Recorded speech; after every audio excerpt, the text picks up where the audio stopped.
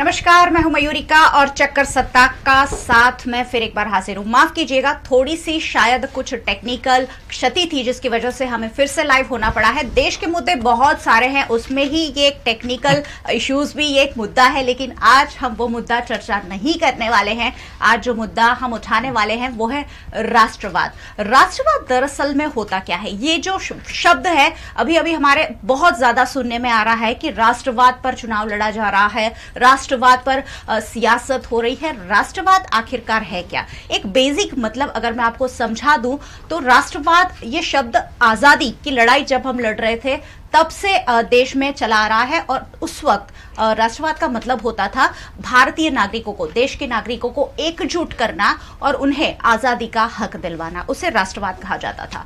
जब देश आजाद हो गया तब देश के जो नेता थे जिन्होंने हमें आजादी दिलवाई, उन्होंने राष्ट्रवाद का मतलब निकाला कि देश के हर नागरिक को रोटी, कपड़ा और मकान मिले, यानी कि बुनियादी सुविधाएं उन्हें मिले। उसे राष्ट्रवाद के रूप में जोड़ा गया। लेकिन ये 70-72 साल का जो वक्त हमने बिताया उसमें राष्ट्रवाद का, देशभक्ति का, इन सारे शब्दों का मतलब कहीं ना कहीं बदल गया है। 2019 का ये जो चुनाव है वो तो कहा जा रहा है कि पूरा राष्ट्रवाद पर लड़ा जा रहा है। ऐसे में हम राष्ट्रवाद आखिरकार है क्या, क्या होना चाहिए, और राष्ट्रवाद को सही मायने में देश के युवा, शहर के युवा क्या मानते हैं, ये लेकर आपके सामने आए हैं। और इसीलिए युवाओं की सोच हमने आपके सामने आज मैं लेके आई हूं। मेरे साथ जुड़ चुके हैं राकेश पंजाबी, जो एमएस यूनिवर्सिटी की कॉमर्स फैकल्टी के FGS से। साथ ही साथ स्मित ठक्कुर हमारे साथ जुड़े हैं, एमएस यूनिवर्सिटी में पूर्व UGS रह चुके हैं।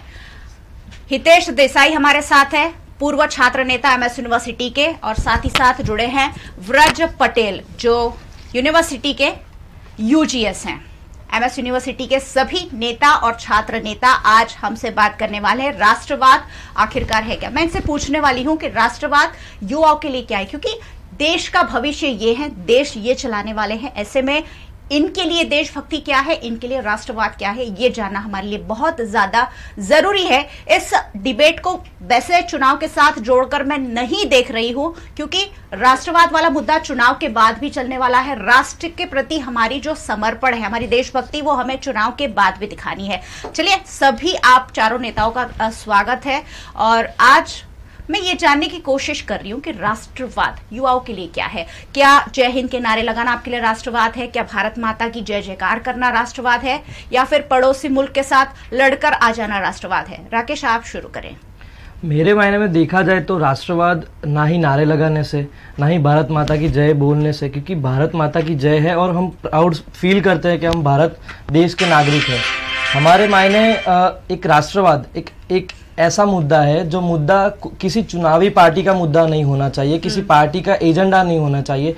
पार्टी अपनी जो भी पॉलिसी लाती है वो लोगों के लिए कितना फायदेमंद है, वो लोगों को कितना उनका जीवन धोरण ऊपर लेके जाती है, वो राष्ट्रवाद है। प्रत्येक व्यक्ति, जैसे कि मैं यंगस्टर हूँ, मैं मेरे क्षेत्र में यानी कि शिक्षण में लोगों को और युवाओं को कितना ऊपर ले जा सकता हूं या फिर उनको कितना डेवलप कर सकता हूं, वो मेरे लिए राष्ट्रवाद होना चाहिए। वैसे ही हर फील्ड में पत्रकारिता में भी पत्रकार कितना पारदर्शक है या कितना वो अपनी भूमिका को सही तरह से करता है, वो राष्ट्रवाद होना चाहिए, ना ही किसी देश को नीचा दिखा के। हमारी कंपटीशन एक नीचे व्यक्ति के साथ नहीं होनी चाहिए। आज भारत इतना आगे बढ़ चुका है कि वो चीन और अमेरिका की कंपैरिजन में आना चाहिए, ना ही कि पाकिस्तान एक छोटा मुद्दा लेके हम लोग, वो एक आतंकवादी देश है और हमने मान लिया है कि वो आतंकवादी देश है, लेकिन उसके साथ बहस करके उसको एक चुनावी मुद्दा बना के हम पूरे राष्ट्र को गुमराह नहीं कर सकते। हमें सिर्फ राष्ट्रवाद यानी राष्ट्र का जो भला,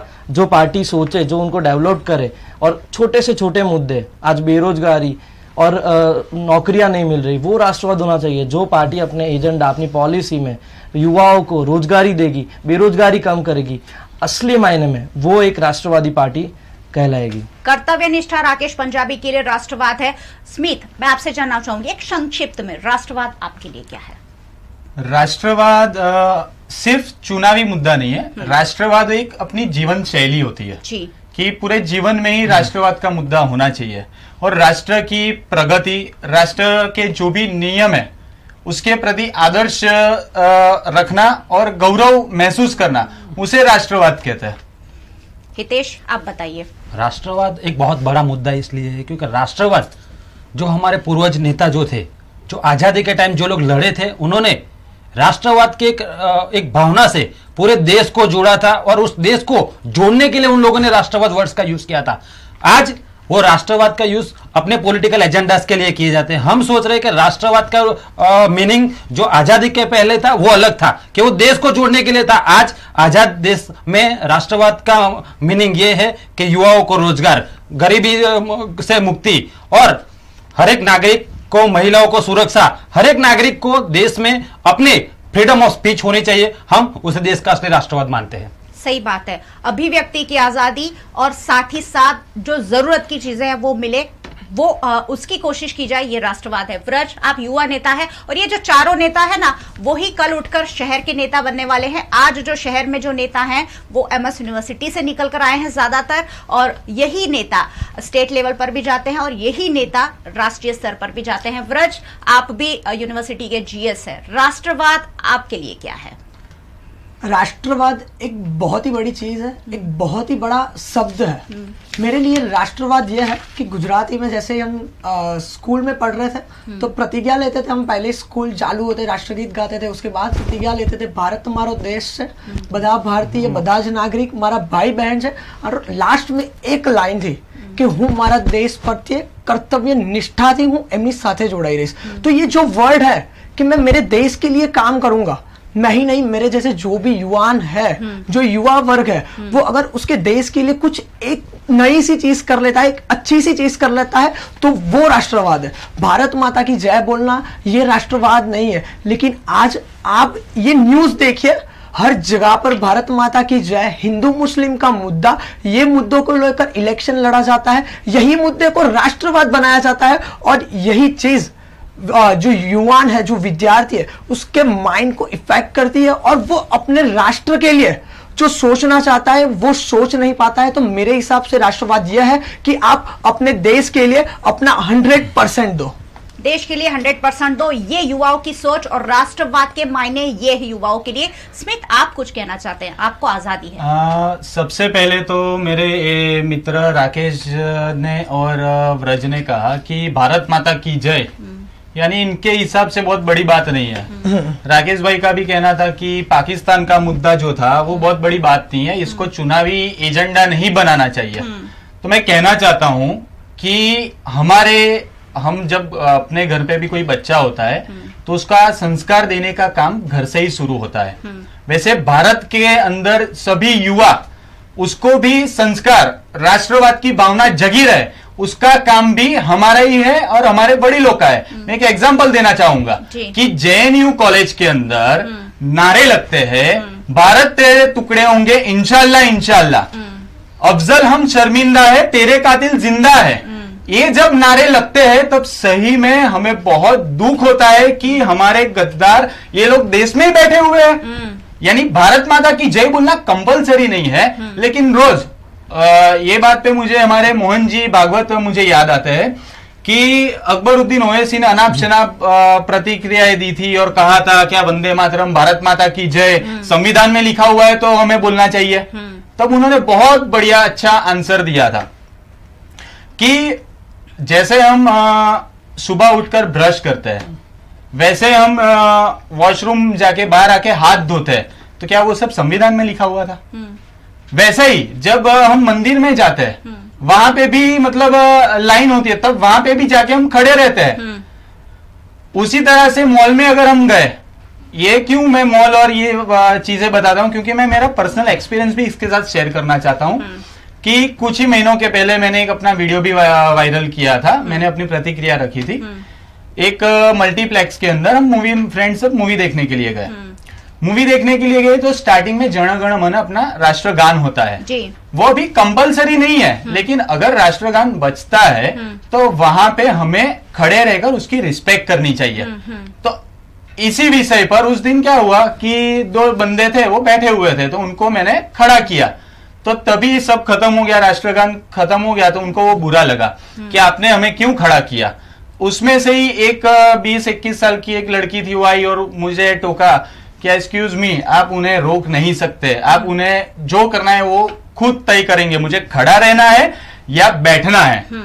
तो ये क्या है कि अभी समाज में एक ऐसा वर्ग खड़ा हो रहा है, जैसे कि जेएनयू में इस तरह से देश विरोधी नारे लगे, उसी तरह से एक वर्ग ऐसा है कि उन्हें ऐसा लगता है कि हम बहुत कूल है, हम लिबरल है, कि समाज के विरुद्ध में या अपनी संस्कृति में के विरुद्ध में या भारत माता की जय नहीं बोलेंगे, वंदे मातरम नहीं बोलेंगे, ये सब बोल के हम लिबरल है और हम सबसे अलग दिखते हैं। लेकिन क्या आप ये मानते हैं कि जो एक बंदा एंटरटेनमेंट के लिए गया हुआ है उसे राष्ट्रगीत के लिए खड़ा होना चाहिए, आप ऐसा मानते हैं? सबसे पहली बात कि मैं ये चीज मानता हूँ, कोई बुजुर्ग हो, कोई हैंडीकैप हो, तो मैं समझता हूँ चलो उसकी कैपेसिटी नहीं है तो चलो वो नहीं खड़ा होता है। लेकिन जब मूवी के लिए हम जाते हैं, टिकट के लिए 15 मिनट लाइन में खड़े रहते हैं, मॉल में जब डिस्काउंट होता है, जब कुछ भी खरीदी करते हैं तब उसके लिए हम लाइन में खड़े रहते हैं, मंदिर में दर्शन के लिए लाइन में खड़े रह सकते हैं, तब आज भारत का जो राष्ट्रगान बजता है तो बैठे रहते हैं उसे डिसरिस्पेक्ट कहते हैं, और खड़े रहते हैं तो हम क्यों रिस्पेक्ट नहीं दे सकते? बहुत बड़ा सवाल इन्होंने उठाया है और तीनों जो नेता है वो अपना हाथ उठा रहे हैं क्योंकि सब अपनी अपनी प्रतिक्रिया देना चाहते हैं। हितेश भाई, सबसे पहले आपके पास आऊंगी।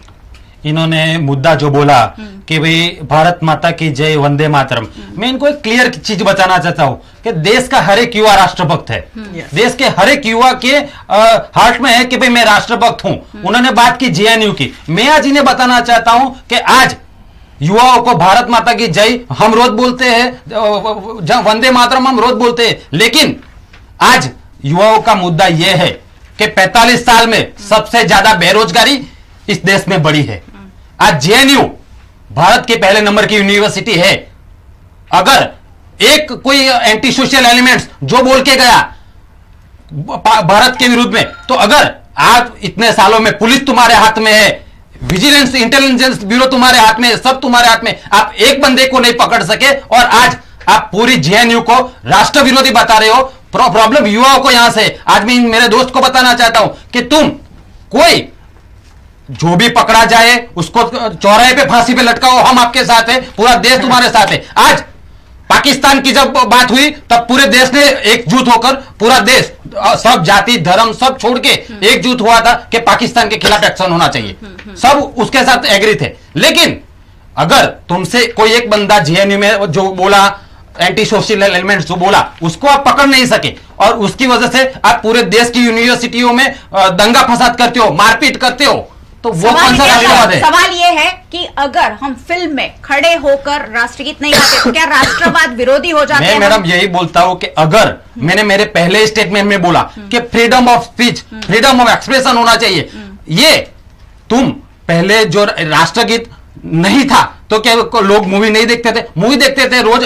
अगर कोई आदमी मूवी देखने गया हो, कोई किसी को, आपको कहां पर्सनली मालूम होगा कि आदमी को कुछ परेशानी है कि नहीं है, किसी के पैर में चोट आई हो, किसी के, हम हमारे राष्ट्रगीत को ऐसी जगहों पे दिखा के छोटा करने की बात कर रहे हैं। राष्ट्रगीत का स्थान हमारे सड़कों पर है और आज भी हम हमारे देश को नमन करते हैं और हर एक युवा देश को नमन करता है। स्थान पर है। एक मिनट, आप सबकी बारी आ जाए। राकेश, आप क्या कहना चाहते हैं? छोटी छोटी बात कहिए और मुद्दे पर कहिए। बहुत ही छोटी बात कहना चाहूंगा कि हम पहले तो राष्ट्रवाद के मुद्दे पर थे, लेकिन अब जब पॉलिटिकल बात इन्होंने कही है तो मैं एक बात कहना चाहूंगा। जब मैं सुबह को उठता हूं तो भगवान का नाम लेता हूं। क्या भगवान राष्ट्रवाद, क्या भगवान हमारे लिए, हमारी धरती हमारी माता नहीं है? जब मैं मेरे माता पिता को पांव छूता हूं तब मेरे लिए, वो भी मेरे लिए राष्ट्रवाद यानी मेरी माता ही है।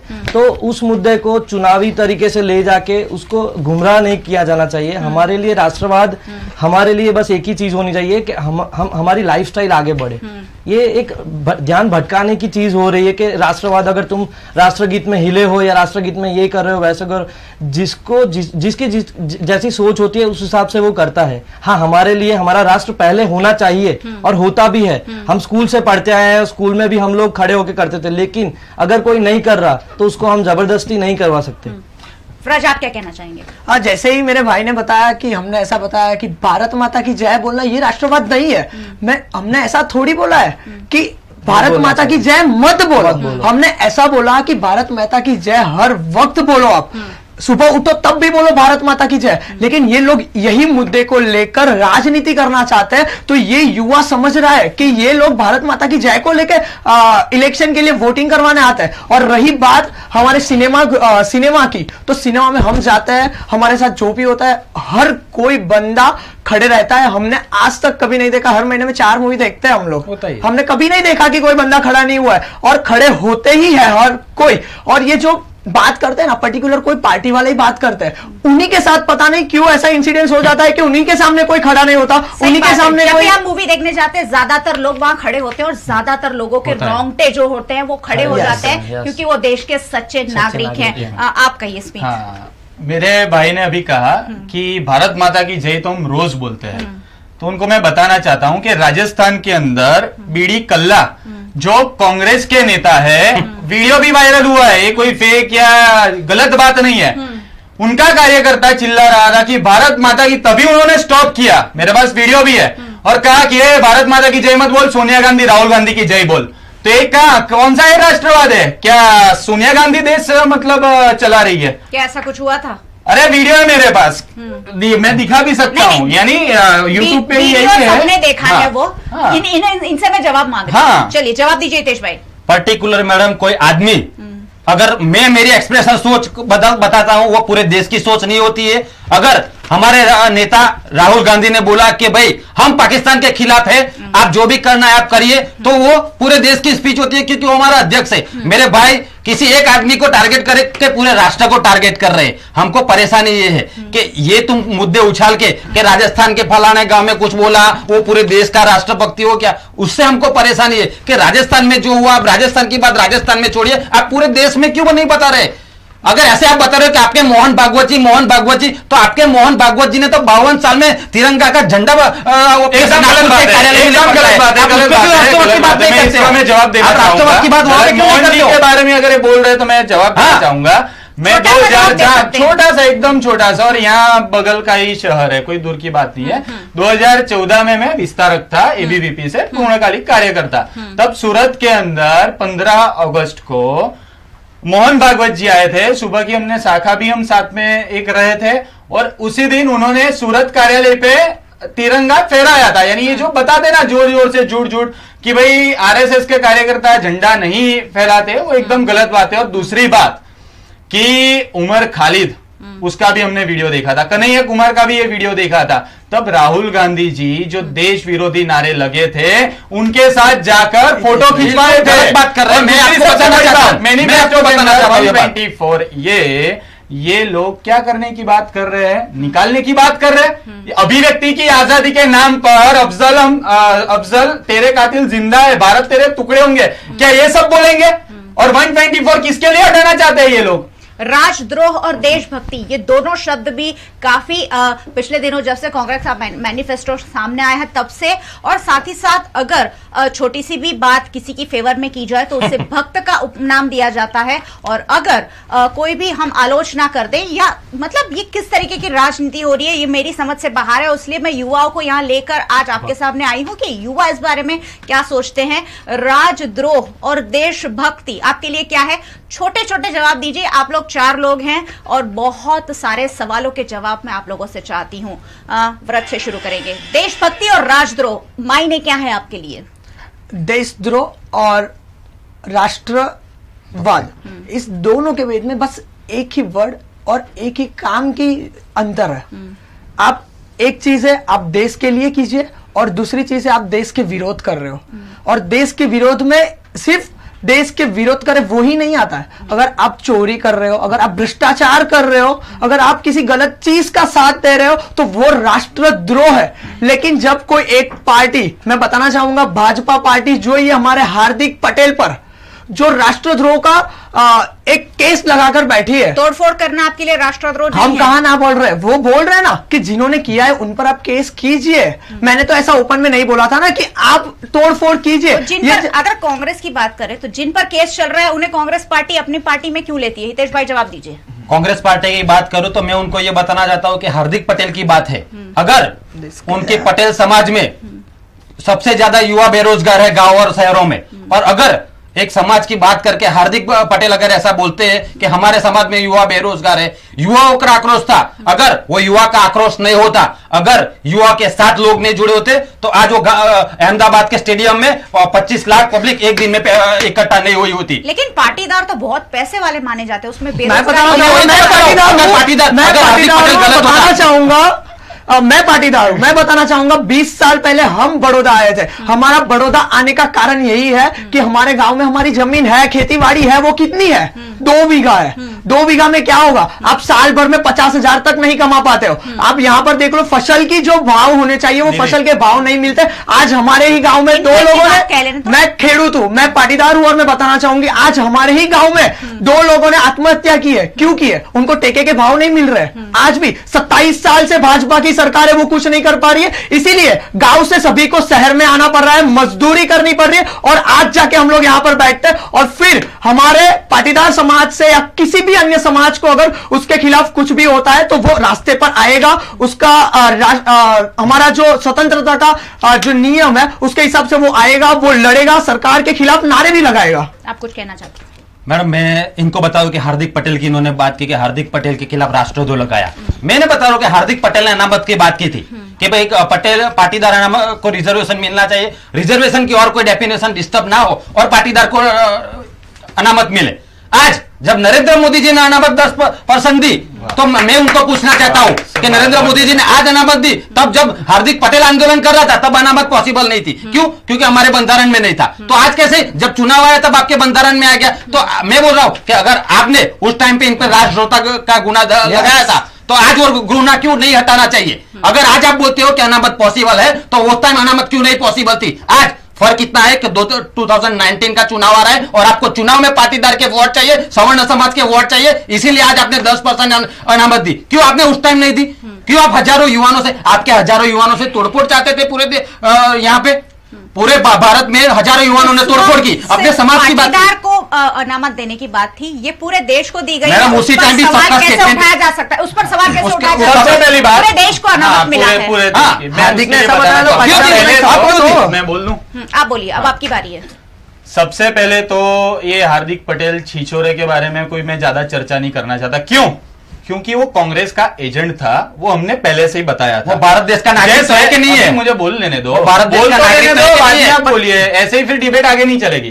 फिर मैं भी बीच में बोलूंगा। इसकी वजह से हार्दिक पटेल और राहुल गांधी का एक वीडियो भी वायरल हुआ था, तब भी हमने बताया था कि भाई ये कांग्रेस का एजेंट है, ये पाटीदार लोगों को गुमराह करने की ये बात कर रहा है। और वो प्रूव कैसे हो गया? कांग्रेस में खुलेआम आकर वो प्रूव हो गया। पहली बात। दूसरी बात, आनंदीबेन पटेल ने भी सवर्णों को अनामत देने की बात कही थी और वो मसला पूरा कोर्ट में चला गया। और मोदी जी ने 10% सभी सवर्णों समाज को लेकर यानी 10% दे दिया है। तो आरक्षण का मुद्दा तो वहीं खत्म हो जाता है। लेकिन आपका जो सवाल था, आपका सवाल था कि भक्तवाद नहीं, भक्त ये लोग बोलते हैं। पहली बात तो भक्त शब्द किसने दिया? कांग्रेस ने दिया ना।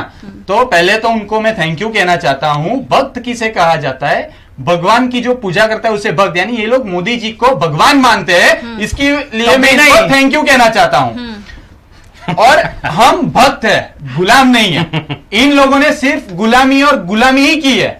सोनिया गांधी, आप देख लीजिए, हमारे प्रधानमंत्री एक चाय वाले थे। अमित शाह जी एक सामान्य परिवार में से एक बूथ के कार्यकर्ता थे और राष्ट्रीय पार्टी के, विश्व की सबसे बड़ी पार्टी के अध्यक्ष है। इन लोगों का क्या है कि भाई प्रधानमंत्री बनना हो या तो पार्टी के अध्यक्ष बनना हो तो नेहरू या गांधी परिवार में जन्म लेना पड़ेगा। अरे 10 साल नहीं रहे जो प्रधानमंत्री, सरकार थी। और सिर्फ राष्ट्रवाद है, परिवारवाद को हम सपोर्ट नहीं करते हैं। राष्ट्रद्रोह और देशभक्ति, 2 शब्दों के आपके लिए मायने क्या है राकेश? भक्त शब्द की बात करें तो हाँ, मैं मेरे देश का भक्त हूँ। मैं मेरे देश को जितना समर्पित कर सकता हूँ, मैं मेरे देश का भक्त हूँ। मैं किसी पार्टी का भक्त नहीं बनना चाहता और बनूंगा भी नहीं। किसी पार्टी का भक्त नहीं होता, उसका कार्यकर्ता होता है। और देशद्रोह की बात कर, अगर कोई अपना मुद्दा उठाता है, कोई अनामत मांगता है या कोई अपनी स्कॉलरशिप के लिए जेएनयू में जो हुआ था वो मांगता है, तो कोई पार्टी उसको देशद्रोह का केस लगा के या देशद्रोह मान के उसको हटा नहीं सकती रास्ते में से। क्योंकि आप कितने हटाओगे, कितने कितनों को हटाओगे, कितनों पे देशद्रोह का केस लगाओगे, जितने हटाओगे उतने ज्यादा बढ़ेंगे। और ये अब आप ही के समय के दरमियान हो रहा है, वो कर रहा है। अगर वो सही में देशद्रोही है तो उसको आप जेल में डालो, उसको सजा करो। आज वही लोग जो देशद्रोह का केस लगाए वो आज चुनाव लड़ रहे हैं और उनके चुनावी रैलियों में इतनी जनसैलाब, इतने युवा जुड़ रहे हैं। युवाओं को नहीं लगता कि वो देशद्रोह है, और देशद्रोह का केस नहीं लगना चाहिए, क्योंकि देशद्रोह वो भ्रष्टाचारी जो भाग गए हैं उनको देशद्रोही की उनके ऊपर देशद्रोही का केस लगाना चाहिए। जो टैक्स नहीं भरते, जो अपनी जो देश को देना चाहिए वो नहीं देते, उनके ऊपर देशद्रोह का केस लगाना चाहिए, ना ही कि जो अपने हक की बात करे और लड़ाई करे। किसी पार्टी के ऊपर डायरेक्टली अटैक नहीं करना चाहूंगा, लेकिन सिंपल बात बोलना चाहूंगा, अगर तुम्हारे ही कार्यकाल में अगर कोई देशद्रोही जो भाग जाता है, जो भी होता है, उसके ऊपर देशद्रोह का केस लगाइए, ना ही कि जो अपनी बात करे। सभी को बात करने का एक फ्रीडम ऑफ स्पीच है, तो सभी बोल सकते हैं। आज अभी मैं बोलूंगा कि अगर मैं भारत माता की जय रोज नहीं बोलता हूं, मेरे दिल में है भारत माता और भारत माता की जय मैं नहीं बोलता हूं। हम कब बोलते हैं? जब पूरा राष्ट्र एक होता है। जब अभिनंदन का हुआ तब पूरा राष्ट्र एक साथ होके भारत माता की जय बोल रहा था, क्योंकि सब गर्व लेने की बात की कि वो वापिस आ रहे हैं। तो तब हम बोलते ही हैं जब समय आता है, जब हमारे अंदर से एक आवाज उठती है कि हाँ हमें बोलना चाहिए। चुनाव आता है तब ये लोग बोलते हैं कि भारत माता की जय बोलोगे तो ही तुम राष्ट्रवाद। पुलवामा हमले के बाद पूरा देश एकत्रित हुआ था, वो हमारे लिए राष्ट्रवाद था। और बहुत सारे लोग मेरे साथ जुड़ चुके, 180 लोग हमें लाइव देख रहे हैं और बहुत सारे कमेंट्स हैं। मैं सारे कमेंट्स नहीं ले सकती, लेकिन जो उन्होंने आपके जो मुख्य मुद्दे हैं वो मैं लेना चाहूंगी। धवल सिंह राठौर ने लिखा है, तो भारत तेरे टुकड़े होंगे हजार एवा बोलनार ने शू केवू सो राष्ट्रवादी कहवाई के ना कहवाई। हितेश पटनी ने लिखा है, असफा में बदलाव करके कांग्रेस किसको खुश करना चाहती है। नवेद पटनी स्मित से सवाल पूछा है, if it is happen actually in JNU then why government did not any action to arrest him. Dhaval Singh Rathore ने लिखा है, भारत माता की जयनो नारो आजादी પહેલાનો હતો પણ સમય જતા એ બોલવામાં શરમ આવે છે। મને નથી લાગતું કે દેશના નાગરિકને એમાં કોઈ શરમ હોય। हितेश पटनी, कांग्रेस अपने परिवार की जय बुला सकता है तो भारत माता की जय क्यों नहीं। बहुत अलग अलग तरीके के कमेंट्स है और हर व्यक्ति जो हमें देख रहा है वो अपना फीडबैक देख रहा है, अपनी सोच के हिसाब से कमेंट कर रहा है। कांग्रेस वाला कुआना देड़का छो, बाहर आओ खबर पड़से बीजेपी शू छे। अर्श देसाई ने ये लिखा है। जिगर शाह ने लिखा है, स्मित भाई पाकिस्तानी बिरयानी खावीए राष्ट्रवाद कहेवाय के नहीं, एनो जवाब जरूर आपजो। व्योम दंतारा एमणे लख्યું છે, આમાં ભાજપનું કોણ છે, कांग्रेसનું કોણ છે અને મોદીનું કોણ છે। ये शायद पूरी डिबेट में मुझे भी शायद पता नहीं चले, आप बेटर जज है कौन। देखिए यहाँ सबके पास सोच की अभिव्यक्ति भी है। अगर कोई भारतीय जनता पार्टी को सपोर्ट कर रहा है, अगर कोई कांग्रेस को सपोर्ट कर रहा है, या दोनों विचारधारा को समर्पित नहीं कर रहा है, ऐसे सभी युवा यहाँ बैठे हुए हैं। जिगर शाहे लख्યું છે, RSS हिंदू छोड़ो आंदोलन नो विरोध करेलो એને રાષ્ટ્રવાદ કહેવું કે નહીં। કુનાલ શાહ लिखा है, भाई कांग्रेस सरकार एटले जे रिमोट कंट्रोल थी चाले छे ए। बहुत सारे अलग अलग तरीके का कमेंट्स है और आपकी सोच इसीलिए आप तक पहुंच रही है क्योंकि ये सवाल आपने लाए हैं और ये सवाल इनसे, इसलिए आज हम पूछने बैठे हुए हैं। चलिए हम अपनी डिबेट को आगे बढ़ाते हैं, बीच बीच में आप सभी का फीडबैक भी मैं लेती रहूंगी। अगर कोई नेता मंदिर जाता है, मस्जिद जाता है, दलितों के घर जाता है, खाना खाता है, ये सारी चीजें भी आजकल राष्ट्रवाद में गिन ली जाती है। इन दिनों चुनाव में राष्ट्रवाद जिस तरीके से हो रहा है, राकेश आप समझते हैं सही है, जायज है? मैंने देखा है कई नेताओं को, वो भाजपा के हो या कांग्रेस के, जो बिना चुनाव के भी गरीबों के घर जाते हैं, मंदिर में जाते हैं, मस्जिद में भी जाते हैं। मैंने देखा है और मैं उनके साथ बहुत बार मिला भी हूँ। लेकिन बात करें जब चुनाव आता है तब वो लोग जो दिखाते हैं, बड़ा चढ़ाकर दिखाते हैं। अगर कोई तुम किसी जगह पे गए हो, वहां पे मस्जिद है, मंदिर है या चर्च है, अगर तुम वहां पे गए और उसको फिर तुम इतना हाईलाइट करो कि वो मुद्दा बन जाए कि हाँ तुम इनके साथ हो, तुम मस्जिद में जा रहे यानी मुसलमानों के साथ हो, तुम मंदिर में गए यानी हिंदुओं के साथ हो, वो बात गलत है, वो राष्ट्रवाद नहीं है। तुम अगर कहीं पे जा रहे हो, चुनावी रैली कर रहे हो और वहां पे तुम किसी जगह पे जा रहे हो, कोई धार्मिक स्थल पे जा रहे हो, तो तुम उनको उस नाम पे वोट नहीं मांग सकते। हाँ तुम गए थे, आशीर्वाद लिया है, भगवान है, भगवान सबके लिए एक होते हैं, तो उस मुद्दे को चुनावी मुद्दा नहीं बना चाहिए। वो भाजपा हो या कांग्रेस, मुद्दा यही होना चाहिए कि तुम वहां गए हो, उनके हित की बात करो, उनको कितना दिया तुमने, क्या देने वाले हो, उस मुद्दे पे बात करो। ये मंदिर मस्जिद जाना, दलितों के घर खाना खाना, ये राष्ट्रवाद होता है? आपने देखा होगा जब जब चुनाव आता है, जैसे कि अभी गुजरात के भी चुनाव थे तो जनेऊधारी बन गए थे, उसके पहले मंदिर कभी उन्हें याद नहीं आया था। और सबसे बड़ी बात दीदी मैं आपको बताना चाहता हूं कि कांग्रेस ने तो यूपीए गवर्नमेंट के वो टाइम पे लिखकर एफिडेविट करके दिया था राम तो थे ही नहीं। तो राम थे नहीं तो इलेक्शन जब आता है तब क्यों आप मंदिर गिन रहे हो, पब्लिक को गुमराह कर रहे हो। अभी आपको हिंदू मंदिर सब याद आ रहा है।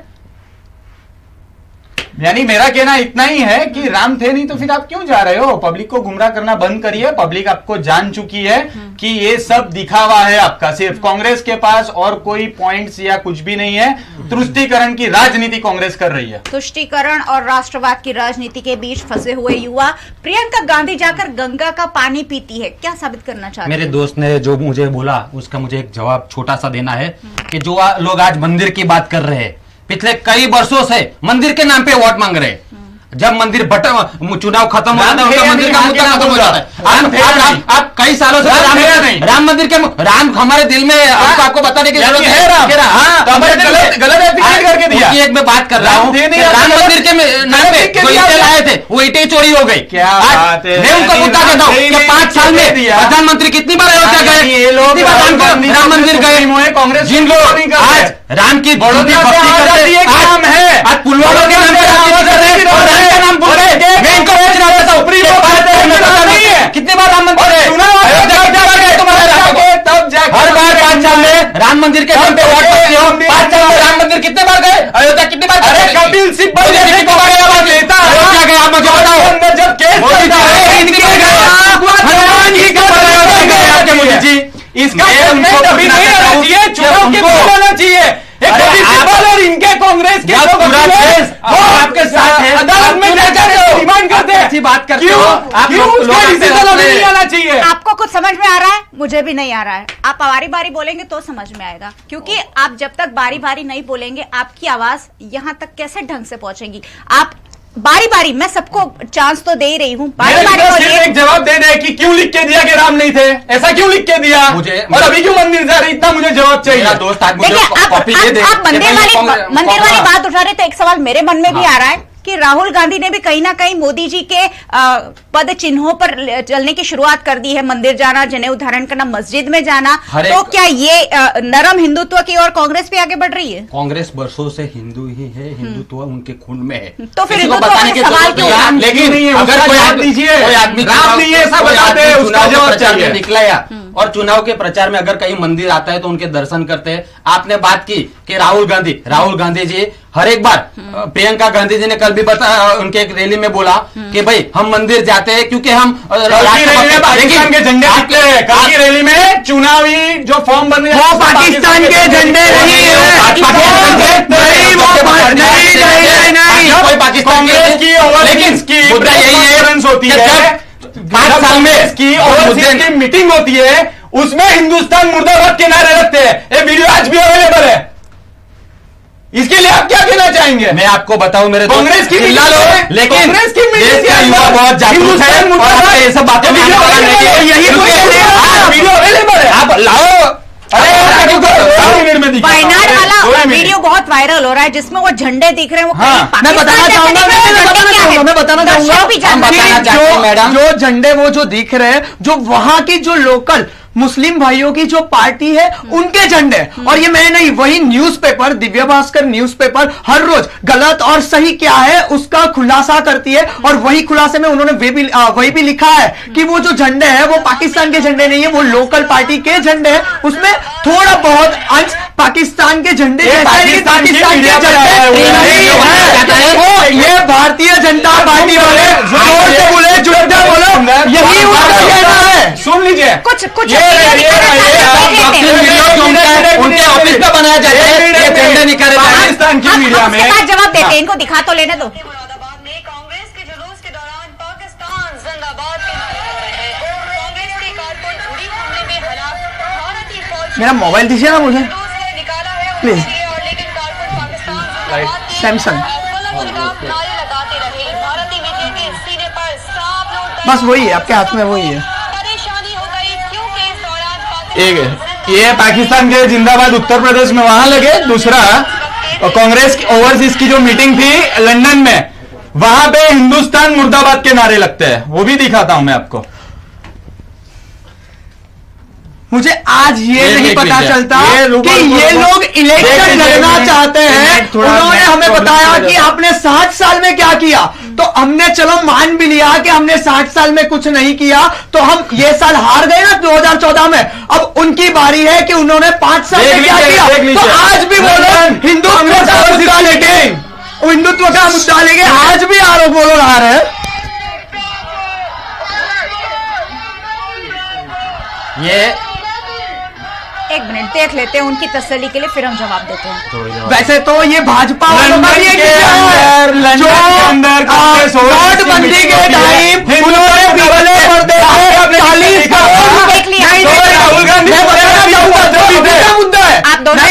आप बंद हो जाइए प्रीत भाई, ये गलत चीज है, आप गलत चीज बता रहे हैं सभी को। आप बोलिए, आप भी मत बोलिए। हाँ मैडम, ये जो वीडियो दिखा रहे हैं आज पूरा देश इनको पूछ रहा है कि तुमने 2014 में देश को जो वादे किए थे, 2 करोड़ युवाओं के रोजगार कहाँ पे, 15 लाख कहाँ पे, मुद्दा डाइवर्ट कर रहे हैं। नहीं, ये सब मुद्दे देश में हावी है। तब उत्तर प्रदेश में पाकिस्तान भाग जाते हैं, कहीं इंग्लैंड भाग जाते हैं, कहीं मुरादाबाद भाग जाते हैं। अगर ऐसे वीडियो दिखा रहे हैं कि जो वीडियो के ऊपर कौन सी न्यूज चैनल है, कोई ऑथेंटिक न्यूज चैनल है क्या नहीं, कौन सी न्यूज चैनल को दिखा रहे हैं, ये उनके भाजपा के कार्यालय से बने हुए वीडियो यहाँ पे दिखा के देश के मुद्दे पर करना चाहते हैं। और कुछ है नहीं, मैं उनको पूछ रहा हूँ कि युवाओं के रोजगार का है 2 करोड़, आप भारत सरकार 15 करोड़ क्या कहना चाहूंगा कि किसी पार्टी के कुछ कार्यकर्ता या किसी से भी कहने से भारत मुर्दाबाद नहीं होगा, भारत जिंदाबाद ही रहने वाला है। अगर कोई बोला है तो उनको उनकी क्षेत्र में उनकी पार्टी उनकी तो सरकार है, कर लेना। जो भी बोला है उनको जनता जवाब देगी। झंडे लहराने से या पार्टी का जवाब नहीं दे सकते। हिंदुस्तान मुर्दाबाद कहने से हिंदुस्तान कभी मुर्दाबाद नहीं होने वाला। हिंदुस्तान आबाद है, हिंदुस्तान जिंदाबाद है और रहेगा। चलिए, हमारा जो मुद्दा था राष्ट्रवाद, हम लौट जाते हैं क्योंकि ये मुद्दा ऐसा है कि हम बार बार भटक जरूर जाएंगे, लेकिन मेरा काम यह है कि मैं आपको वापस ले आऊं और मैं वापस ले आ रही हूं। अब इनसे सवाल ये होने वाला है कि क्या चुनावी राष्ट्रवाद से रोजी रोटी के जो मुद्दे हैं वो सुलझ जाएंगे? जो असली मायनों में हमारे प्रश्न हैं, हमारे देश के प्रश्न हैं, क्या वो सुलझ जाएंगे? आप जवाब दीजिए। जितनी भी पार्टी इलेक्शन लड़ती है वो अपना एजेंडा बाहर निकालती है, उसमें ज्यादातर धर्म, जाति, राष्ट्रवाद, ये सब मुद्दा, और अभी भी हम देख रहे हैं यहाँ बैठ के भी कि धर्म और जाति और राष्ट्रवाद पे इलेक्शन बात कर रहे हैं। लेकिन हमारा मुद्दा एक्चुअल में होना चाहिए पब्लिक का डेवलपमेंट। जनता ब्रिज अब बन रहा है वडोदरा में, बहुत सारे डेवलपमेंट हो रहा है, बहुत सारा सब हो रहा है, लेकिन वो अपनी जो प्राथमिक जरूरियात है, अभी देख सकते हैं थोड़े दिन पहले आया था कि पानी का मुद्दा वडोदरा के लिए बहुत चर्चास्पद मुद्दा रहा है। तो हमें पानी चाहिए, पहले हमें खाना चाहिए, पहले हमें रहने का घर चाहिए, फिर तो हम बाहर निकलेंगे। हमें एजुकेशन चाहिए तो हम पढ़ के बाहर निकलेंगे, तो रोजगारी पैदा कर सकेंगे हम और रोजगार देने के लायक बनेंगे। हमें बस एक ही रिक्वेस्ट है दोनों पार्टी से कि हमें एक ऐसी पार्टी चाहिए जो हमें शिक्षण दे। अभी आज देखना चाहूंगा, मैं दोनों पार्टी के सांसदों को बस एक ही बात कहना चाहूंगा, मैं जाऊंगा उनके पास दोनों पार्टी के सांसद लड़ रहे हैं, उम्मीदवार जो सांसद लड़ रहे हैं, सांसद का चुनाव लड़ रहे हैं, उन दोनों को बोलना चाहूंगा कि एमएस यूनिवर्सिटी में आज से 10 साल पहले कितनी फीस थी और आज कितनी फीस है। अगर दोनों में से कोई एक भी श्योरिटी दे दे कि हाँ हम ये फीस अगले साल नहीं बढ़ने देंगे, तो मैं इतना प्रयत्न करूंगा कि मैं उनके साथ उनकी विचारधारा को आगे लेके चलिए, धन्यवाद। क्या हिंदुत्व और राष्ट्रवाद देश के मुद्दे हैं? बिल्कुल है। एक छोटा सा वीडियो, हर वक्त झूठ के वीडियो, हर वक्त देश को गुमराह किया जाता है। अरे वीडियो ये वीडियो में था इनके 5 सालों के काम का आपके पास कोई उपाय नहीं है। इनको बोलने दीजिए। नहीं, ये गलत चीज ले जा रही है। कब की बात कर रहे हैं? अभी मीडिया का मीडिया तो आप ही की सरकार है, आप ही की मीडिया है ना, तो आप ही बता दीजिए, उनको देश का आरोप डाल दीजिए। नहीं, गलत है इनकी वक्त मिलेगा। हाँ बोलिए। वीडियो सभी जगह पे मौजूद है, ऐसा नहीं कि मैं घर से बनवा के लाया हूँ। भारत माता की जय, वंदे मातरम। मैंने पहले ही कहा कि एक वर्ग अभी ये लोग तैयार कर रहे हैं कि संस्कृति के विरुद्ध में बोलना, समाज के विरुद्ध में बोलना, यानी उनको ऐसा लगता है कि हम लिबरल हैं, हम कूल है। हम भारत माता की जय क्यों बोले, हम वंदे मातरम ऐसा नहीं बोला, हम क्यों बोले? अरे आपके कांग्रेस के नेता ने ही बंद कर रहा है भारत माता की जय बंद कर, सोनिया गांधी की जय, राहुल गांधी की जय कर। हिंदुत्व और राष्ट्रवाद ये मुद्दे देश के लिए जरूरी है कि हमारी नहीं? संस्कृति हिंदू संस्कृति है, हिंदुस्तान कहा जाता है, और मुझे बहुत दुख के साथ कहना पड़ता है कि आप विपक्ष में हो अभी, पहले आप सरकार में भी थे, लेकिन अपनी संस्कृति अपनी देश के साथ तो आप सौदा या समझौता मत करो। राम नहीं थे, ये मैं मतलब सभी को पता है, इन लोगों ने कहा था कि राम नहीं है, माइथोलॉजी है, तो अभी आप मंदिर में जाके घूम रहे हो।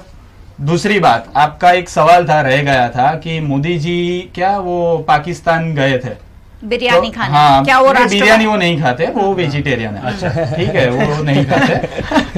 तो उसका मैं जवाब देना चाहता हूं कि भाई वो 56 इंच का पहले तो सीना है, अभी तक 2 ही लोग विदाउट पासपोर्ट, विदाउट उन्होंने जो एंट्री करी, एक तो अपना अभिनंदन कमांडर था और दूसरा नरेंद्र भाई मोदी थे। तो विदाउट पासपोर्ट जाना अच्छी बात है। वो गए, पाकिस्तान को क्या समझते हैं, पाकिस्तान को किस तरह से समझते हैं, और उधर गए। क्या पाकिस्तान ने वो इश्यू बनाया? नहीं बनाया। यानी मोदी क्या दमदार इंसान है, वो पूरे देश को, पूरे विश्व को पता है। और उसके साथ आप इतिहास चेक कर लीजिए, अभिनंदन जो कमांडर थे, मोदी पुलवामा में जो अटैक हुआ था, उसके उस दूसरे ही दिन मोदी जी ने लाइव कॉन्फ्रेंस की थी, उसके अंदर कहा था कि ये जो इन्होंने जो गलती की है, बहुत बड़ी गलती की है और इसकी सजा उनको भुगतनी पड़ेगी। 13 दिन के भीतर ही जो अंतरराष्ट्रीय प्रेशर पाकिस्तान पे पड़ा, भारत ने जो प्रेशर बनाया, इसकी वजह से सिर्फ 48 आवर्स के अंदर ही कमांडर अपने वापिस आए। क्या ये भारत की ये सिद्धि नहीं है? क्या ये भारत के सभी नागरिकों के लिए एक गौरव की बात नहीं है? तब इसके पहले उरी का अटैक हुआ था, तब तो सबूत मांगे थे। आप बोलिए बाद में बोलिए, मुझे एक बार बोल लेने दीजिए। उरी के वक्त इन्होंने सबूत मांगे थे, तब पूरी भारत की जनता ने पटक पटक के उनको ट्रोल किया था सोशल मीडिया पे। इस बार क्या हुआ कि अब तो कुछ बोलने जाएंगे, कहीं उल्टा हो गया तो वापिस देश की जनता हमारे पीछे पड़ जाएगी। तो इनके सुप्रीमो ने कुछ 2-4 दिन के लिए ऐसा स्टेटमेंट दिया था कि हम भारत सरकार के साथ है, जो भी निर्णय करेंगे, जो कुछ भी होगा उसके साथ है। जब एयर स्ट्राइक करी, 150 किलोमीटर अंदर जाकर नेस्त नाबूद कर दिया, तब जाके इन्होंने किस तरह से विरोध किया। उनका विरोध क्या था पता है? प्रधानमंत्री के बारे में तो कुछ भी नहीं बोला। हम मानते हैं जो भी वहां पे अटैक किया, शौर्य पराक्रम किया, वो हमारे सैनिकों ने किया और उसका हमें गौरव भी है। सैनिकों के लिए हमें सम्मान भी है और गर्व भी है।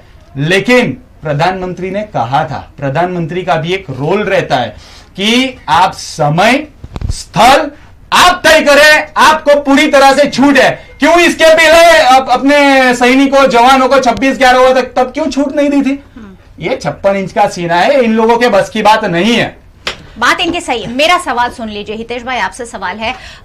5 साल की राजनीति 2014 से 2019, सिर्फ 5 साल राजनीति की गई है मोदी जी द्वारा, और पूरा देश कहीं ना कहीं मोदी जी की एक लहर में बह गया है। तो ये जो सोच है, देश को कहीं ना कहीं अच्छी लग रही होगी, तो देश मोदी मोदी कर रहा है।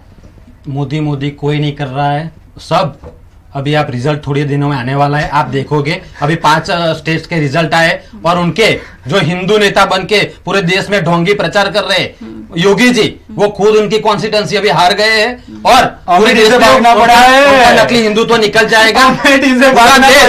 ये जो गर्व ले रहे हम सेना के नाम पे, वो खुद राजनीति कर रहे। हम बता रहे कि हिंदुस्तान की सेना पहले भी मजबूत थी, आज भी मजबूत है, और तुम और हम नहीं होते। ये वही कांग्रेस की गवर्नमेंट में भी हिंदुस्तान की सेना लाहौर में चली गई थी जब हिंदुस्तान पे अटैक हुआ था और 90,000 सैनिक को, पाकिस्तानी सैनिक को बंदी बनाया था। ये हिंदुस्तान की सेना की ताकत है। आप हिंदुस्तान की सेना पे वोट मत मांगो। हिंदुस्तान की सेना कल भी मजबूत थी, आज भी मजबूत है और बरसों भी मजबूत रहेगी। लेकिन मैं इनसे एक सवाल ये भी पूछना चाहता हूं कि आए दिन रोज हमारे सरहद पे आज भी जवान मर रहे, उनका जवाब कोई दो। जब जिस दिन वो हमला हुआ उस दिन तुम्हारे प्रधानमंत्री एक प्राइवेट फिल्म शूटिंग कर रहे थे, फोटो शूटिंग कर रहे थे। जब देश रो रहा था तब एक राहुल जी की ताकत थी कि राहुल जी ने अपना पूरा चुनाव प्रचार बंद करके उन सैनिकों को सभी मीटिंग सभी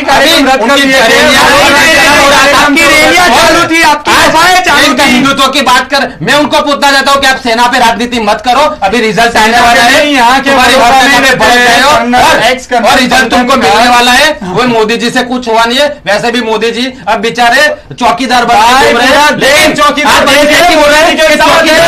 सब पूरा देश। आपने इतिहास में कभी देखो आप, दो विषय में कहना चाहता हूं। पहले तो हार्दिक पटेल का ये सोशल मीडिया से मुझे याद आया, वो एक पॉइंट छूट गया था कि इनका कहना है कि आप हार्दिक पटेल देखिए कितना पाटीदार समाज उनके साथ है, वो अहमदाबाद के अंदर इतनी सारी संख्या है कि भाई तब वो सिर्फ पाटीदार नेता के रूप से वो पब्लिक में जा रहा था, तब जाके उसे समर्थन मिल रहा था। अभी थोड़े दिन पहले जब वो कांग्रेस के अंदर चला गया, दूसरे या तीसरे दिन ही उसकी जो सभा थी 4-5 हजार से भी ज्यादा लोग नहीं थे और पास के कार्यकर्ता ही अंदर अंदर वो झगड़े थे।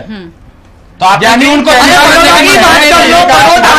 तो क्यों एफिलिएट करना पड़ा, क्यों चुनाव नहीं लड़ सकते? उनके खिलाफ नोटिस जारी करके उनका चुनाव लड़ने से रोका। आपकी ताकत हो तो देनी थी ना परमिशन चुनाव लड़ने की। आपकी गवर्नमेंट को क्यों सुप्रीम में जाके हाईकोर्ट में जाके उनके खिलाफ एफिलिएट करना पड़ा? हम चाहते हैं हमारे युवा अध्यक्ष सुरेश भाई पटेल ने गवर्नमेंट करके उनको चुनाव लड़े। कोई भी जगह पे आप चुनाव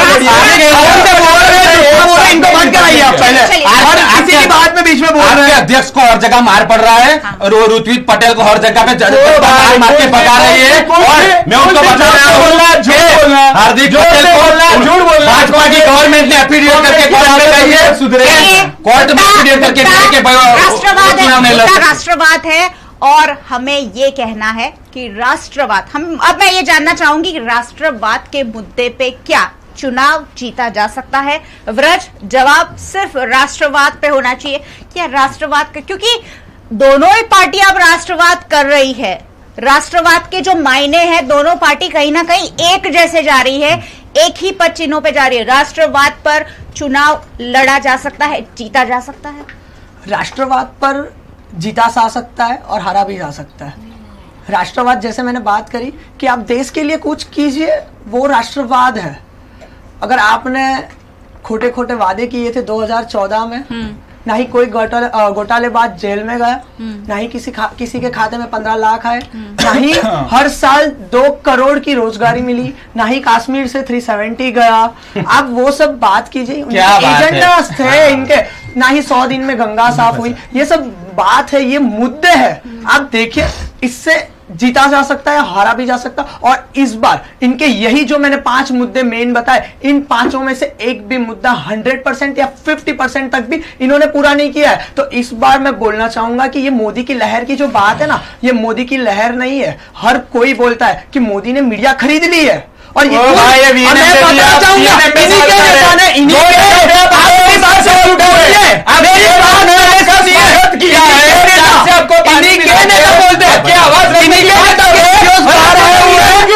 तो आपको यहाँ पे आना ही नहीं चाहिए। बोल लीजिए, आपको यहाँ पे आना ही नहीं चाहिए। आपको यहाँ पे आना ही नहीं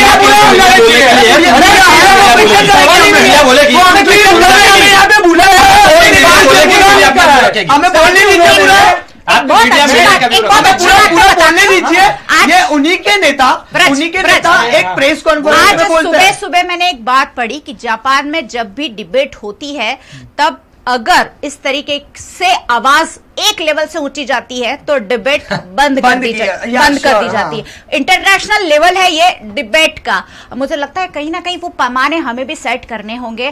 और जहां तक मीडिया की बात है, वीएनएम यहाँ हर चैनल को, हर पक्ष को, हर पार्टी के लोगों को मौका दे रहा है अपनी अपनी बात कहने का। रोज हम मुद्दा, मैं माफी किसी की बात नहीं है, यहाँ सबकी अपनी सोच है, मीडिया के बारे में जो सोचना चाहे वो सबकी अपनी निजी सोच है। सवाल यही बात उठ रही है, भक्त वाली और आलोचना वाली, दोनों की अभिव्यक्ति की आजादी सभी को है। राकेश, सवाल पे वापस लौटूंगी। राष्ट्रवाद जिस तरीके का हो रहा है उस तरीके से क्या चुनाव जीता या हारा जा सकता है? हारा भी मैं पूछ रही हूं, क्या कोई पार्टी इस वजह से चुनाव हार भी सकती है? पहले तो राष्ट्रवाद को चुनाव से जोड़ा ही नहीं जाना चाहिए। चुनाव मुद्दे पे लड़ना चाहिए, डेवलपमेंट पे लड़ना चाहिए। चुनाव से और राष्ट्रवाद से कोई साथ में जोड़ना नहीं चाहिए, क्योंकि जो पार्टी जोड़ती है वो सबके अंदर जाके उनको अपनी तरफ, यानी हिंदू को हिंदू, मुस्लिम को मुस्लिम, एक ध्रुवीकरण हो जाता है। जो भाई ने बोला, राष्ट्रवाद देने की भावना होनी चाहिए, लेने की नहीं। इसलिए दोनों ही पार्टी राष्ट्रवाद से मुद्दा हटा के, अगर उन्होंने जो किया है, कांग्रेस ने 70 साल में जो किया है, भाजपा ने 5 साल में जो किया है, अगर उन पे चुनाव लड़े और फिर वो जीत के दिखाए तो सही मायने में जनता उनके साथ है, वैसा हम मान सकते हैं। जनता कब किसी को वोट देती है, अब ट्रेंड बन गया है कि तुम बोलो हिंदुस्तानी यानी हिंदुस्तानी, हिंदू को वोट देंगे, ये मुस्लिम होंगे तो उनको वोट देंगे। ये सब राष्ट्रवाद फैलाने का ये इनका है पार्टी की ओर से। राष्ट्रवाद और चुनाव को साथ में जोड़ना नहीं चाहिए। राष्ट्रवाद देने की भावना है, जो देश को, हर एक व्यक्ति देश के समर्पित है, देश को आगे लेके जाने के लिए। हाँ, कोई पार्टी के मैनिफेस्टो में अगर देश के हर एक नागरिक के बारे में कुछ हो, उनको ऊपर लाने में जितना भी वो लोग ट्राई कर सके, हाँ, तो वो राष्ट्रवाद उस पार्टी के साथ है। लेकिन राष्ट्रवाद इलेक्शन के साथ नहीं जोड़ना चाहिए। अगर कोई पार्टी ये करती है तो वो गलत है। सभी युवाओं को बस इतना बोलना चाहूंगा कि आप राष्ट्रवाद के तौर से नहीं, लेकिन जो पार्टी आपके क्षेत्र में जो चुनाव लड़ रहा है, वो प्रत्याशी वो कैसा परफॉर्मेंस करता है, वो कौन है, उसकी छवि कितनी अच्छी है, उस हिसाब से वोट दो। और उसका विजन क्या है, वो क्या करना चाहता है और आपके लिए क्या करेगा। ना ही कि वो बोले कि हाँ मैं ये नाती का हूँ, मैंने ये किया है, मैं ये मंदिर में जाता हूँ तो मुझे वोट दो। बिल्कुल सटीक बात है। कांग्रेस के 70 साल का हिसाब मांगिए और भारतीय जनता पार्टी का 5 सालों का हिसाब मांगिए। 70 और 5 में वैसे डिफरेंस बहुत ज्यादा है, हाँ। लेकिन फिर भी जनता स्मार्ट है और आने वाले 5 सालों के लिए कौन क्या करने वाला है उस विजन पे जरूर जाइए। बहुत सारे कमेंट्स आ गए, उस पर भी हम जरूर एक नजर डालना चाहेंगे, क्योंकि आपके साथ साथ दर्शक भी आपकी सारी डिबेट सुन रहे हैं। आजकल सोशल मीडिया में धर्म અને જાતિવાદ સિવાય કંઈ જોવાતું જ નથી। દેશ બરબાદીના હાઈવે પર ધમધમાટ સ્પીડમાં આગળ વધી રહ્યું છે। આગળ જતા અકસ્માત નક્કી છે, સૌને સદબુદ્ધિ આવે। સાચી વાત લખી છે બેફામ ગુજ્જુ। 370 કેમ નથી હટાવતા એનો જવાબ આપો। ધ્રુવ અગ્રવાલે લખ્યું છે રંજનબેનના લોકોને પૂછો કે વિશ્વામિત્રીનું શું થયું। रुद्रसिंह मेहता, कांग्रेस वाला ने इलेक्शन आवे त्यारे ज मंदिर मस्जिद देखाई। यहाँ पर भी लोग बटे हुए हैं। चलिए हम आगे बढ़ेंगे। अस्मित, आपके पास आऊंगी। राष्ट्रवाद का जो मुद्दा है, सही मायने में क्या आना चाहिए चुनाव जीतने के लिए? हारने वाली बात मैं आपसे नहीं पूछ रही हूँ, चुनाव जीतने के लिए राष्ट्रवाद में क्या क्या आना चाहिए? पहले तो मैं बता दूं, चुनाव जीतने के लिए नहीं, वो लीड बढ़ाने के लिए। जीत तो हम ऐसे भी गए। अच्छा, पहली बात यही हमारे जो विश्व स्तर के जो हमारे नेता है नरेंद्र मोदी जी, यानी वो झलक दिखती है जब नेता वो चेयर पे बैठता है ना, तब राष्ट्रवाद की एक झलक ऑटोमेटिक दिखती है। आपको मैं याद करवा दूं कि मोदी जी प्रधानमंत्री बने, उसके बाद विश्व की सभा हुई थी। तब वो सभा के अंदर 21 जून को योगा दिवस तौर से मनाना चाहिए, ये मोदी जी ने वहां पे डिमांड रखी। और 30 to 35 जो मुस्लिम कंट्री है उसने भी उसका स्वीकार किया और भारत का योगा आज विश्व फलक पे पहुंचा। दूसरी बात कि 124 ये जो ये हटाना चाहते हैं, राष्ट्र 2 वाली जो कलम है, यानी इसका मतलब ये कि आप अभिव्यक्ति की आजादी के नाम पर आप कितना भी सब जला दो, तोड़ फोड़ करो, राष्ट्र विरोधी नारे लगाओ, यानी खुद के बचाव के लिए कांग्रेस पार्टी कर रही है। तीसरी बात, 370 की अगर हम बात करें, तो कश्मीर के अंदर आज सभी को पता है कि वहां की लड़की दूसरे राज्य के साथ अगर शादी करती है तो उसकी नागरिकता वहां खत्म हो जाती है। लेकिन पाकिस्तान के लड़के के साथ अगर वो शादी करती है तो उसकी नागरिकता ड्यूअल हो जाती है। यानी ये 370 का जो भी मुद्दा है, कांग्रेस ने मैनिफेस्टो में क्या कहा है और मजबूत बढ़ाने की बात करी है। तीसरी बात, इसके पहले भी आतंकवादी कई सारे हमले हुए हैं, लेकिन मैंने कहा ना, जो सिंहासन पर बैठता है उसकी ऑटोमेटिक झलक पूरे देश को, पूरे विश्व को दिखती है। मोदी जी ने कहा था कि आप समय स्थान आप तय करिए। क्यों इसके पहले यानी हमारी सेना को क्यों दबाया जा रहा था? 26/11 भी हुआ था, तब जाके हमने क्या किया? यानी कहने का इतना ही है, राष्ट्रवाद का मुद्दा जो है वो पब्लिक ने उठाया है। जब पुलवामा में अटैक जब हुआ था, उरी का जो अटैक हुआ था, पब्लिक की ओर से ये आ रहा है कि हमें राष्ट्रवादी नेता चाहिए, राष्ट्र का सम्मान पूरे विश्व में बढ़ाए और अपनी देश की रक्षा चारों ओर से करे, चाहे वो वायु हो, अंतरिक्ष की सुरक्षा हो, चाहे वो दरियाई सुरक्षा हो, चाहे वो जमीनी सुरक्षा हो, हर एक जगह पे राष्ट्रीय सुरक्षा है आपके लिए। हितेश जी, आपसे सवाल, क्या बीजेपी के राष्ट्रवाद को चुनौती दे पाएगा बिखरा हुआ विपक्ष? क्योंकि कांग्रेस के साथ साथ विपक्ष जो है पूरा कहीं ना कहीं बिखरा हुआ है, महागठबंधन के चक्कर में पड़े हुए हैं आप लोग। ऐसे में जो राजनीति भारतीय जनता पार्टी की ओर से हो रहे राष्ट्रवाद के नाम, क्या चुनौती दे पाएंगे? सिर्फ प्रधानमंत्री का दोहरा उम्मीदवार कौन है वो बता दो सिर्फ एक बार। जम्मू कश्मीर में जाके पीडीपी के साथ गवर्नमेंट बना लो, तो जब गवर्नमेंट उनके साथ में चल रही थी तब पीडीपी राष्ट्रवादी थी, अब उनको छोड़ दिया, उनका तलाक हो गया, तब पीडीपी देशद्रोही है। उनका राष्ट्रवाद, अगर मोदी जी बिरयानी खाने जाते थे और मोदी जी वापस आ गए तो राष्ट्रभक्त है। और आप अब आतंकवादी हमला पाकिस्तान इन पे भारत पे किया तब मोदी जी देशभक्त बन गए। तो क्या आप जब बिरयानी खाने गए थे तब तो भारत को पूछ के गए थे? मैं उनको पूछना चाहता हूँ, आज रखते थे जो मुद्दे तुम्हारे थे आप पूरे मुद्दे भूल गए हो, इसीलिए आप मुद्दे भड़काने के लिए आज आपको सेना का सहारा लेना पड़ता है। आपके पूर्वज जो थे वो आतंकवादियों को गंदार छोड़ के आए थे, तब यही असर में था, तो आप उनको क्यों छोड़ के आए? प्रधानमंत्री मोदी ने महाराष्ट्र के वर्धा में कहा था कि हिंदू कभी आतंकवादी नहीं हो सकता। हिंदू आतंकवाद का झूठ फैलाने का कार्य कांग्रेस कर रही है। कोई जगह पे कांग्रेस ने नहीं किया है।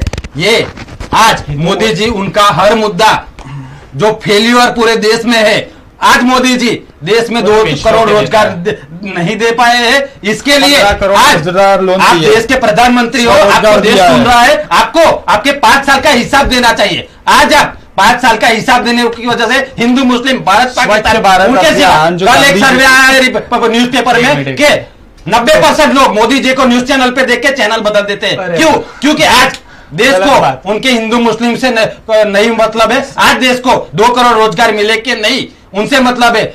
आज तुमने जो गरीबों को ठगा था 15 लाख रुपए, उनसे मतलब है देश को। आज 370 कलम आपसे हटी कि नहीं, काला धन वापस आया कि नहीं, आपके राज्य में जो चोर सब भाग गए, नीरव मोदी, ललित मोदी और जितने भी मोदियों ने, और उसमें भी नरेंद्र मोदी, तो क्यों भाग गए? आप चौकीदार आज लिखते हो तो चौकीदार के राज्य में लोग करोड़ों की ठगाई भारत देश के साथ इतनी बड़ी राफेल की फाइल भी गुम हो गई है। राष्ट्रवाद को बहुत अलग तरीके से ये युवा देख रहे हैं। मैं इस शो को वाइंड अप करने जा रही हूँ, सिर्फ एक छोटी छोटी प्रतिक्रिया। राष्ट्रवाद जिस तरीके से लड़ा जा रहा है, क्या चुनाव जीत पाएगी भारत, अरे बीजेपी या कांग्रेस? जिस तरीके से राष्ट्रवाद मुद्दा बन रहा है उस हिसाब से बीजेपी या कांग्रेस को फायदा होगा 2019 में कि नहीं होगा? ये लोग सिर्फ और सिर्फ राष्ट्रवाद में हिंदू मुस्लिम धर्म पर लेके आ जाता है। आज भी देखो स्मित भाई ने बात की, उन्हें जो 5 साल में जो काम किए उनके बारे में कुछ भी बात नहीं की। राष्ट्रवाद का मुद्दा है अभी हमने बताया कि राष्ट्रवाद क्या होता है। आप देश के लिए कुछ कर रहे हो वो राष्ट्रवाद है, देश के लिए कुछ कर रहे हो वो राष्ट्रवाद है। राष्ट्रवाद किस मुद्दे पर किस तरीके से जाना चाहिए तो चुनाव जीता जा सकता है? हम राष्ट्रवाद का मतलब समझते हैं कि जो भी हम हमारे देश को जो प्रॉमिस करते हैं उनको फुलफिल करने की जो हमारे में क्षमता है उसको राष्ट्रवाद कहते हैं। आज 5 साल में मोदी जी ने जो प्रॉमिस किए थे उनका हिसाब देना चाहिए, और उनका हिसाब अगर नहीं दे पा रहे तो उनको आज हिंदू मुस्लिम और भारत पाकिस्तान के मुद्दे पे उसे भटकना नहीं चाहिए, क्योंकि आज देश का युवा बहुत जागरूक है। और देश का युवा, तुम भले कोई भी मुद्दे भटकाओ, लेकिन देश का युवा आज आपको वही पूछेगा कि हमारे सालाना 2 करोड़ रोजगार कहाँ है, हमारे जो भी आपने प्रॉमिस किए थे 15-15 लाख वो कहाँ है, काला धन कहाँ है, आप भटक गए हो, तब आप भारत पाकिस्तान की और ये सब बात कर रहे हो, वो सब कहाँ है? नहीं, हमारे यहाँ किसी को नहीं मिला। राष्ट्रवाद कैसा होना चाहिए जिससे चुनाव जीता जा सके? राष्ट्रवाद जो भारतीय जनता पार्टी और मोदी जी जो कर रहे वैसा होना चाहिए कि पूरे विश्व में। आज ये लोग बताते थे कि मोदी जी तो फॉरेन में घूम रहे हैं, ये कर रहे वो कर रहे। भाई आप निकाल लीजिए भूतकाल, तो मनमोहन सिंह भी जाते थे लेकिन किसी को कुछ पता भी नहीं चलता था। आज हमारे पासपोर्ट की फोटो सेशन करने के लिए 67 नंबर पे आ गई है। अच्छा, यानी अपना पासपोर्ट भी मजबूत हुआ है। थोड़े दिन पहले सुषमा स्वराज जी 7 जो मुस्लिम जो कंट्री थी वहां की चेयरपर्सन थी, तब पाकिस्तान ने विरोध किया था कि सोनिया गांधी जी को संस्कृत में भाषण नहीं करना चाहिए। तब तो वो कंट्रियों ने कहा था कि सुषमा स्वराज जी संस्कृत में भाषण करेगी, आपको आना है तो आइए। तो वहां जाके पूरे देश का नाम रोशन किया। और मोदी जी की बात करें, 21 जून है वो विश्व योग दिवस, पूरे विश्व में मतलब फैलाया। दूसरी बात, जो सैनिकों के सम्मान की बात, 1 रैंक 1 पेंशन, वो मोदी जी लाए। तीसरी बात, अच्छा, जो भी इतने अटैक हुए तब छूट दे दी है, उनको दबा के नहीं रखा है कि अरे सेना के जवानों प्लीज अभी आप शांत रहिए। अरे नहीं, ईंट का जवाब आप पत्थर से दीजिए। इसीलिए पुलवामा का हमने जवाब दिया, उरी का भी जवाब दिया। और भारत माता की जय, वंदे मातरम, कांग्रेस के नेता ही वो बोलने के लिए मना कर रहे हैं और पब्लिक इनको जान पहचान चुकी है कि कांग्रेस देश तोड़ने की बात कर रही है। कांग्रेस अभिव्यक्ति की आजादी, जो डुप्लीकेट लोग है, भारत तेरे टुकड़े होंगे, वो बात कर रही है। उनको जाके राहुल गांधी उनको सपोर्ट कर रहे हैं। इसलिए इस बार जो राष्ट्रवाद का मुद्दा है, क्योंकि रिसेंटली ये सब एयर स्ट्राइक बोलो या तो सरहद पे लड़ाई बोलो, उसमें हमने सफलता प्राप्त की है, तो पब्लिक ने मुद्दा उठाया हुआ है। सैनिकों ने और एक कांग्रेसियों को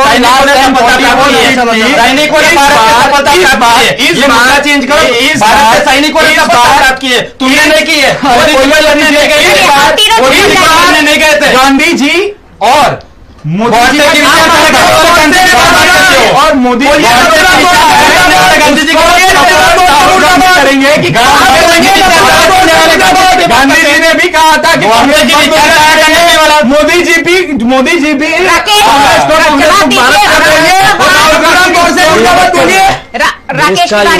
लास्ट कमेंट और लास्ट आंसर। देश का युवा जागरूक हो चुका है।